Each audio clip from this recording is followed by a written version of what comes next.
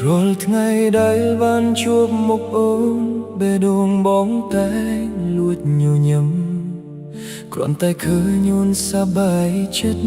បងក៏មានក្តីសុខដែរ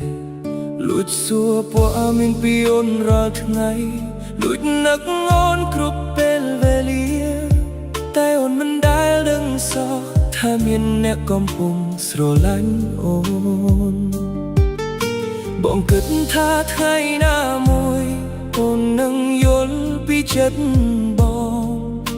តែអ្វីដែលបងបានឃើញគឺអូនកំពុងកាន់ដៃអ្នកផ្សេងស្រឡាញ់គេម្នាក់ឯងឈឺចិត្តម្នាក់ឯងលួចនឹកគេម្នាក់ឯងយំម្នាក់ឯងមិនដែលបានប្រាប់ថាស្រឡាញ់ក៏ត្រូវបាត់បង់អូនទៅហើយស្រឡាញ់គេម្នាក់ឯងឈឺចាប់ម្នាក់ឯងឃើញគេស្រឡាញ់គ្នាបេះដូងស្ទើបែកតួនាទីបងគ្រាន់តែជាអ្នកមើលនោះណែខ្លួនស្រឡាញ់មានស្នេហ៍ជាមួយគេ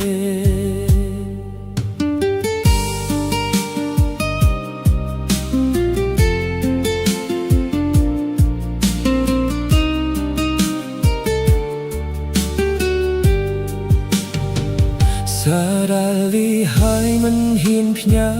ពាក្យថាស្រឡាញ់មិនហ៊ាននិយាយទុកវាក្នុងបេះដូងអ្នកឯងរហូតคล้ายជាការសោកស្ដាយអូនញញឹមជាមួយអ្នកថ្មីតែបងបែកជាស្រក់ទឹកភ្នែកអូនប្រហែលមិនដែលដឹងទេថាបងឈឺចាប់ប៉ុណ្ណាបើថ្ងៃនោះបងហ៊ាននិយាយប្រហែលរឿងនេះមិនដូចថ្ងៃនេះតែគ្មានពាក្យថាបើក្នុងជីវិតនៅសល់តែ